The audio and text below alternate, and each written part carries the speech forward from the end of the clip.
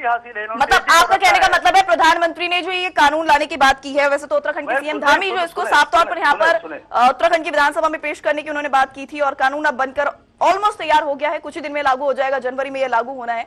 ये सब गलत है, वो झूठ भ्रमित कर रहे हैं जनता को। चलिए आपका भी रुख जानूंगी क्योंकि इस पर हमारे साथ तपोमूर्ति शास्त्री भी जुड़े हुए हैं। तपोमूर्ति जी, मैं आपसे इस पर आपका रुख जानना चाहूंगी कि यूसीसी लागू हो रहा है, क्या कुछ प्रतिक्रिया है आपकी? क्या वाकई प्रधानमंत्री जी झूठ बोल रहे हैं या सिर्फ एक बीजेपी का या सत्ता पक्ष का एक एजेंडा के तौर पर इसे देखा जा रहा है? क्या कहेंगे आप? सबसे पहले तो मैं पुष्कर सिंह धामी जी का, वैष्णवी जी, बहुत बहुत धन्यवाद व्यक्त करता हूँ, आभार व्यक्त करता हूँ कि उन्होंने ऐसा सोचा। ये हरिद्वार या उत्तराखंड में ही नहीं, पूरे विश्व में, पूरे भारत में लागू होना चाहिए, क्योंकि जब हमारा संविधान एक है तो कानून अलग अलग क्यों है? आनंद जी क्या कहना चाहेंगे इस पर?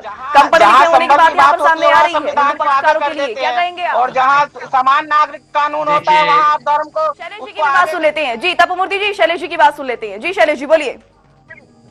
देखिए, यूनिफॉर्म सिविल कोड का मैं शुरू से समर्थक रहा और किस स्तर पे रहा और किस स्तर पर इसका चिंतन हुआ, इसको समझना आवश्यक है।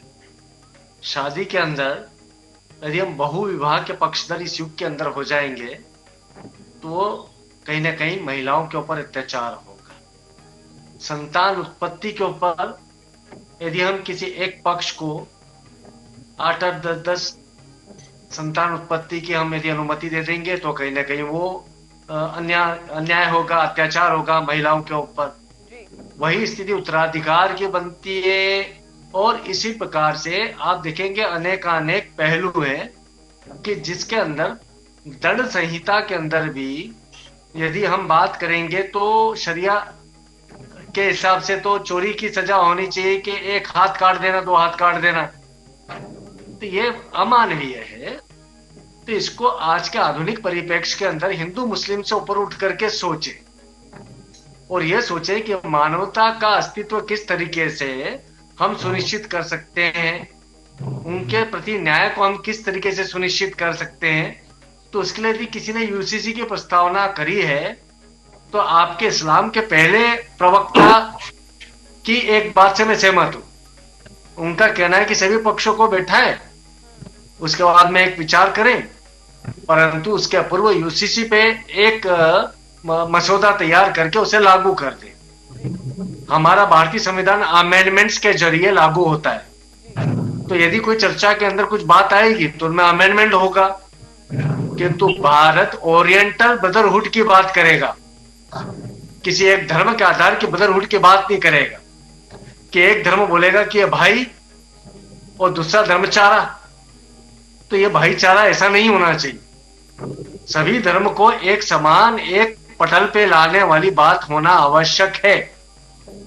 देखिएगा विश्व के अंदर अनेक देश के अंदर यूसीसी लागू रहा, जिसके अंदर पाकिस्तान रहा, बांग्लादेश रहा, मलेशिया रहा, तुर्की रहा, इंडोनेशिया रहा, सूडान रहा, अमेरिका रहा, आयरलैंड रहा।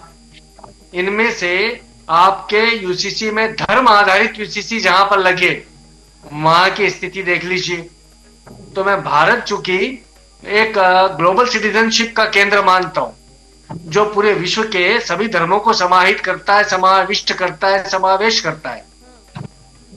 तो ऐसी स्थिति के अंदर यूसीसी का लागू होना कोई बुराई बात नहीं है।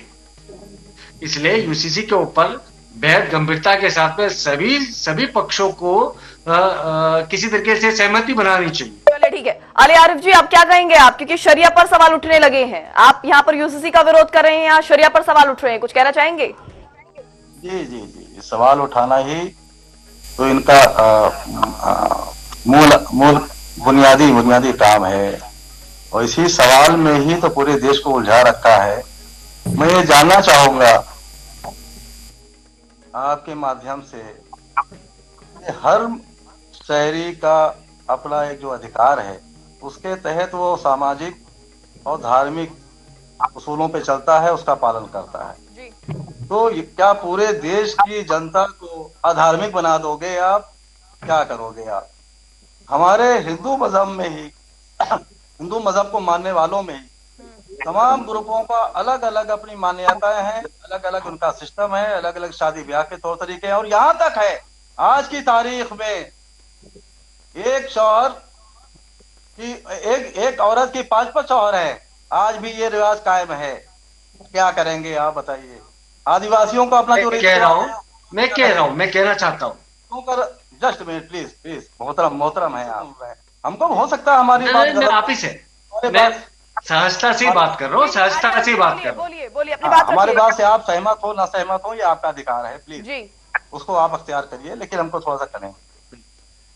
जी जी। तो ये चीजें, ये इतनी जबरदस्त प्रॉब्लम क्रिएट हो जाएगी, जहां तक मैं समझ रहा हूँ, जिसको को हैंडल करना नामुमकिन की हद तक मुश्किल होगा। क्योंकि कोई भी अपनी आस्था को, अपनी धार्मिक आस्था को और अपने समाज के रीति रिवाजों को छोड़ नहीं सकता है, और ये मुमकिन नहीं है। और पर हमारा अली देश आरिफ जी ये देखिए, खूबसूरत धार्मिक देश, भावना एक अपनी जगह है, स्थान है, लेकिन कानून का अपना एक अलग स्थान है। अगर आप धर्म को और कानून को एक साथ मिक्सअप करेंगे, दोनों को एक साथ मैसअप करेंगे, तो विवाद तो होना सर लाजमी है। यदि हलाला के ऊपर हम सख्त रखते हैं, ट्रिपल तलाक के ऊपर हम सख्त होते हैं, हम अमानवीय जितने कानून हैं, चाहे वो किसी भी पक्ष के हों, जी उसके ऊपर भी हम अपनी प्रतिक्रिया देते हैं, तो उसी को स्वीकार करता है संसद, और उसके आधार पर कोई कानून पारित करता है। तो यदि कोई कानून के अंदर त्रुटि हुई, तो आप उसके विरोध में वोटिंग कर दीजिए, उसको पारित होने से रोक लीजिए। ये देश एक होने को जा रहा है, सनातन के अभ्युदय का दौर है। ऐसे समय पे कोई से भी धर्म का, कोई से भी संप्रदाय का, कोई सा भी मान्यता जो कि हमारे अस्तित्व के लिए, मानवीय अस्तित्व के लिए प्रश्न चिन्ह लगाता हो, तो उसको खारिज करना आवश्यक है। यही प्रोग्रेसिव आइडियोलॉजी है। कुंद मानसिकता के साथ में यदि हम किसी चीज को करेंगे तो उचित नहीं है। तो इसलिए आरिफ जी, मैं चाहता हूं कि आप ये मांग करें सूचना के अधिकार के तहत कि भाई इसका मसौदा क्या है। वैसे तो सारे सांसदों को मालूम है, तभी तो पारित हो रहा है। क्या कहेंगे इस पर? सर आपकी बात एकदम दुरुस्त है। आपकी बात जी की तारीफ करके नजमुल जी, यही तो मैं नजमुल जी, कर आपसे रहा मैं हूं। आपकी प्रतिक्रिया यही जानना मैं कह चाहूंगी, रहा क्योंकि हूं यहाँ कि पर वो जानकारी आ बहुत रही है कि आलसी पहले पार्लियामेंट में। सूचना ले नहीं, मैंने तो पहले भी अर्ज किया था और अभी भी कह रहे हैं कि सारे मुसलमान, सब धर्म गुरु को, सारे पार्लियामेंट्रियन की एक कमेटी बना करके इसके ऊपर डिस्कशन करा लें, और उसके बाद फिर ये देखें कि अगर ये जनता के हित में है, देश हित में है, तो जरूर लागू होना चाहिए। जी एक एक करके।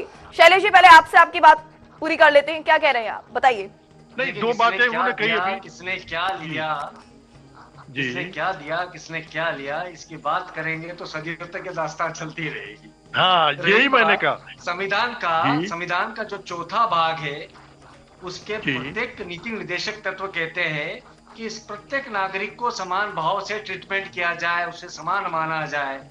तो ऐसी जी। स्थिति के अंदर, आधुनिक परिवेश के अंदर, जैसे जैसे मानव की सभ्यता बढ़ती है, मानवीयता बढ़ती है, तो ऐसी स्थिति में धर्म के कुछ पहलू ऐसे होते हैं जिनको हम खारिज करते हैं, उनको हम कट शॉर्ट करते आते हैं, उनको अलग हटाते चले आते हैं। इसलिए मैंने सबसे पहले हलाला, ट्रिपल तलाक, इनकी बातें करी। सती प्रथा की भी मैंने बात करी है बहुत पहले। उसके बाद में मैं बात करता हूँ कि पशु बलि के ऊपर भी मैं आया कि ये एक बात ये समझ लाइए कि इन विषयों के ऊपर हम संघर्ष करते रहेंगे और बाहर की शक्तियां हमें इन विषयों के ऊपर लड़वाती रहेंगी। पर एक बात ध्यान रखिएगा कि सनातन आयोग की बात मैंने कही, सनातन आयोग का मतलब सिर्फ हिंदू नहीं होगा। नहीं, मैं तो तैयार हूँ, मैं मुस्लिम, सिख, ईसाई नहीं होगा। धर्म में तैयार हूँ, बिल्कुल मैं तैयार हूँ। आपकी बात से सहमत हूँ, आपकी बात से सहमत हूँ। सुनिए, मैं जी, अगर उसके विकास के लिए, हिंदू धर्म के लिए सनातन धर्म बनता है, उससे विकास की बात करता है, तो किसी को क्या एतराज होना चाहिए? मैं एतराज नहीं करता, मैं आपका सहमत हूँ आपके साथ। बताइए, मैं आपके साथ खड़ा हूँ। जी नजमुल जी, अगर आप सहमत है तो उससे कुछ वक्त पहले देखा गया था कि वक्फ बोर्ड को लेकर भी जो विवाद लगातार बढ़ता जा रहा था, उसमें हिंदुओं के शामिल होने को लेकर मुस्लिम पक्ष जो है सीधे सीधे इसको नकारता नजर आ रहा था, विरोध